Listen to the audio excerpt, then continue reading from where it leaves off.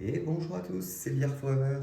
Merci de me rejoindre aujourd'hui sur ma chaîne pour vous faire découvrir un nouveau mode de jeu fan-made solo que j'ai développé cette fois-ci pour le jeu Gods Love Dinosaur, un jeu de Casper Lab et que j'aime beaucoup. Là, c'est un petit jeu assez sympathique, il n'y avait pas de mode solo à la base. Donc voilà, vous connaissez, j'en ai créé un du coup qui fonctionne très très bien et que je vais vous présenter les règles dans cette vidéo. Alors, dans ce mode de jeu, vous allez avoir un deck solo de 13 cartes. Vous allez combattre le féroce Tyrannobot, que voici. Et vous avez également un plateau solo voilà, pour le Tyrannobot. Donc lui, au lieu de construire une carte voilà, avec des tuiles, il va stocker les tuiles sur son plateau et les animaux également. Et donc je vais vous expliquer comment ça fonctionne. Vous mettez en place le mode multijoueur classique de votre côté. Donc vous avez votre tuile de départ avec un dinosaure et les 3 proies. Vous avez également 3 œufs dans votre nid de départ. Et ben c'est pareil pour le Tyrannobot, il démarre avec 3 œufs, un dinosaure et une proie dans chacun des nids respectifs.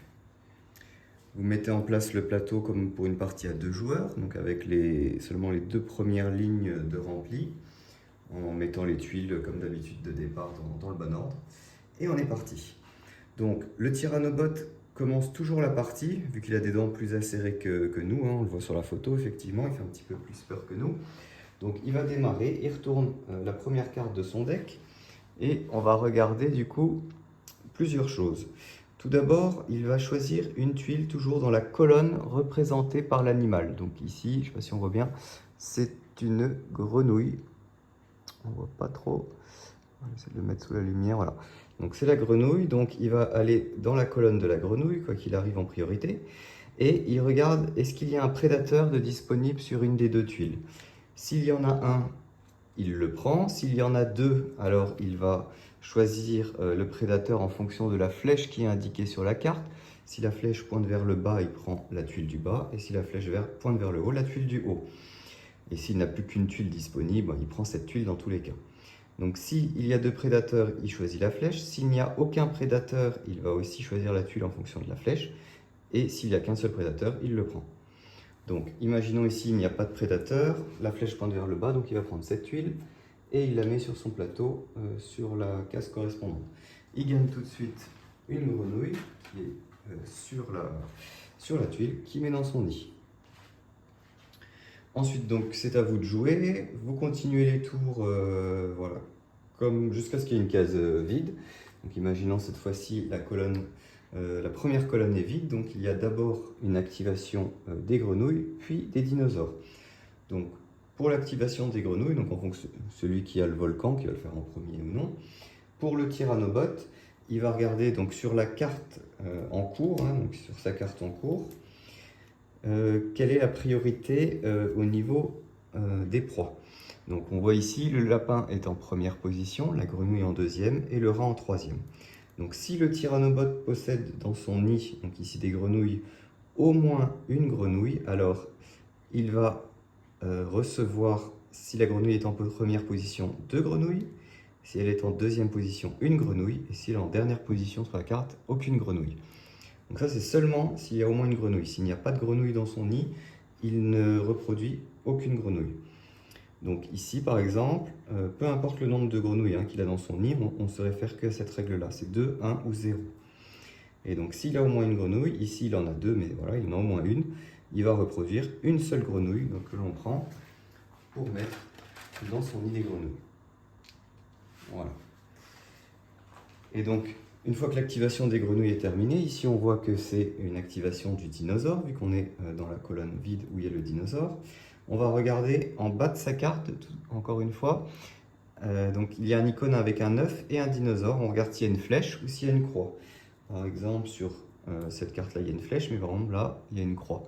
Donc s'il y a une flèche, il va transformer tout de suite un de ses œufs en dinosaure, le mettre dans le nid des dinosaures. Et ça, il le fait que s'il n'a pas atteint déjà 5 dinosaures. S'il en a déjà 5, quoi qu'il arrive, il ne va pas reproduire de dinosaures.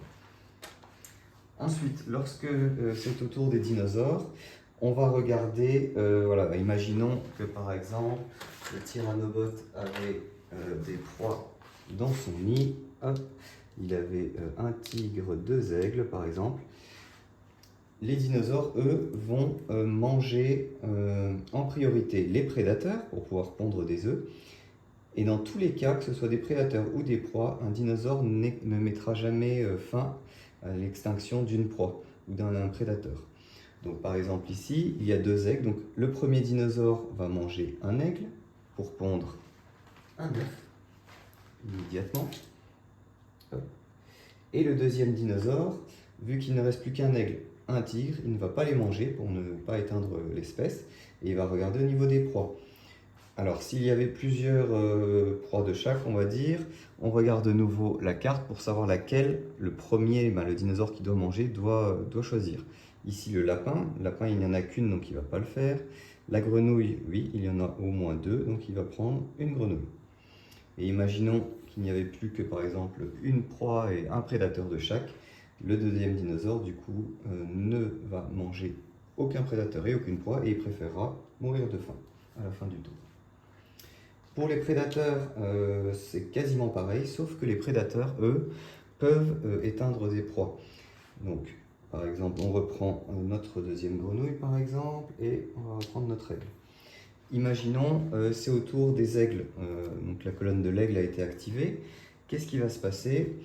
Donc les aigles vont essayer de manger en priorité un lapin, s'il y en a plusieurs, ici il n'y en a qu'un.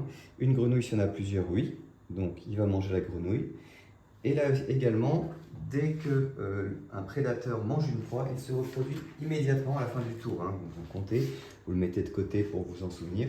Donc contrairement à un joueur normal, ce n'est pas à partir de la deuxième proie que le prédateur se reproduit, mais directement lorsqu'il en mange une. Du coup, on sait qu'il y aura un aigle, mais c'est au deuxième aigle de manger. Là, cette fois-ci, donc après la grenouille, on suit la carte pour savoir lequel il va essayer de manger ensuite. Donc chaque prédateur mange une proie et le suivant essaie de manger une autre proie à chaque fois. Donc ici, en troisième, c'est le rat. Le rat est tout seul. On regarde est-ce qu'il y aurait une autre proie où il y en a au moins 2. Hein, par défaut, le prédateur tente de ne pas éteindre des proies, mais s'il n'a pas le choix, ici c'est le cas, et il mangera le rat et il va éteindre l'espèce et va se reproduire de nouveau du coup, avec son deuxième. Donc à la fin du tour, il va passer à 4 aigles.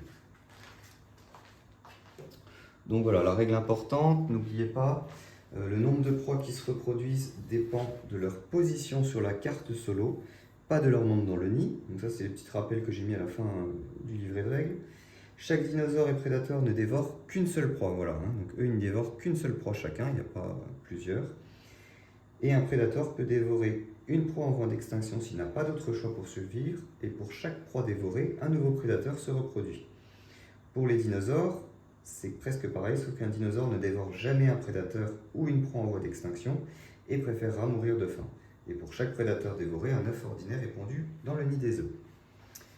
Donc ça c'est pour le mode normal. Et pour le mode difficile, voilà, juste une petite nuance. À chaque fois que le Tyrannobot va choisir une tuile avec un hexagone joker, donc il ne le choisira que s'il n'y a aucun prédateur dans la colonne, et que sa carte lui dit de prendre la flèche du bas par exemple, ce qui est le cas ici. Donc s'il avait eu la carte avec l'aigle et la flèche du bas, il aurait pris cet hexagone joker, et à ce moment-là, en mode difficile seulement, le Tyrannobot pond directement un œuf à chaque fois qu'il a un hexagone joker. Donc vous continuez à jouer comme ça voilà, jusqu'à la fin de la partie. Et c'est celui qui a le plus de points à la fin d'œufs qui gagne.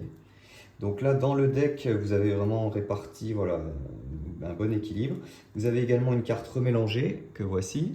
Et donc dès que vous piochez cette carte, vous remélangez le deck qui reste et les cartes défaussées pour former un nouveau deck.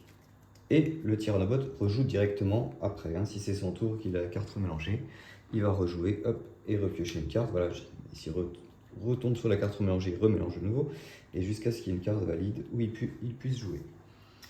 Voilà, donc je pense avoir fait à peu près le tour. Donc n'oubliez pas pour les proies, c'est soit 2 proies, 1 proie ou 0 proie lorsque la proie est activée en question en fonction de sa position, s'il y a au moins une proie dans le nid. Et pour les prédateurs, on choisit les proies en fonction au moins s'il y en a 2 déjà. On suit chaque prédateur, on va essayer de manger une proie différente si possible et il peut éteindre des proies s'il n'a pas le choix.